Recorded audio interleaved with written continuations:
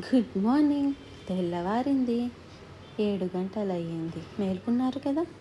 మరి ఈ రోజుల్లో ఆలస్యంగా పడుకోవడం, ఆలస్యంగా లేవటం అలవాటైపోయింది కదా. అందుకని అడుగుతున్నానండి. కొంతమంది నైట్ డ్యూటీస్ చేస్తున్నారు.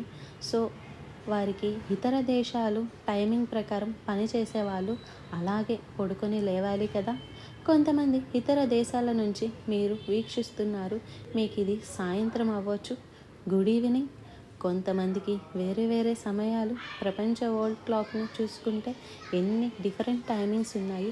బట్ ఎంత అద్భుతం. ఎక్కడెక్కడ నుంచి వీక్షిస్తున్న వారైనా ఏ టైం అయినా మీరు ఏదో సమయంలో చూస్తూ అనేక దేశాల్లో ఉన్నవారు కూడా మీరు దీవించబడుతున్నారని తెలియజేస్తున్నారు.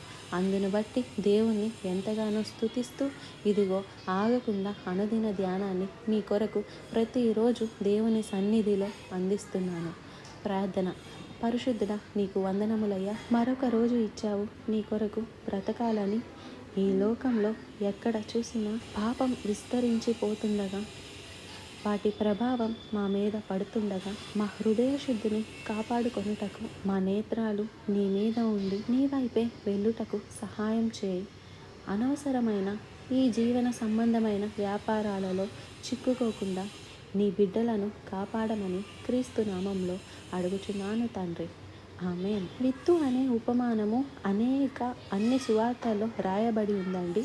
అందులో ఒక నేల గురించి ప్రభువు మరలా చెప్తూ, ముళ్ళ తుప్పలలో విత్తబడిన వారు ఎవరనగా వాక్యం వారిలో ఫలిస్తుంది, కానీ ఐహిక విచారములు, ఈ జీవన సంబంధమైన వ్యవహారాలు, ధన ఆశ ముళ్ళ తుప్పల్లాగా పెరిగి వాటిని అణచివేస్తుంది. చూడండి, మనం వాక్యం వింటున్నాం, చర్చెస్కి వెళ్తున్నాం, ప్రార్థన చేసుకుంటున్నాం, కానీ వీటికంటే ఎక్కువ మనం ఈ లోక సంబంధమైన చింతలలో, జీవన సంబంధమైన వ్యాపారాలలో, ధన సంపాదనలో పడి చాలాసార్లు విన్న వాక్యం మన హృదయంలో ఫలించకుండా చిక్కుల్లో చిక్కుకుంటున్నాం.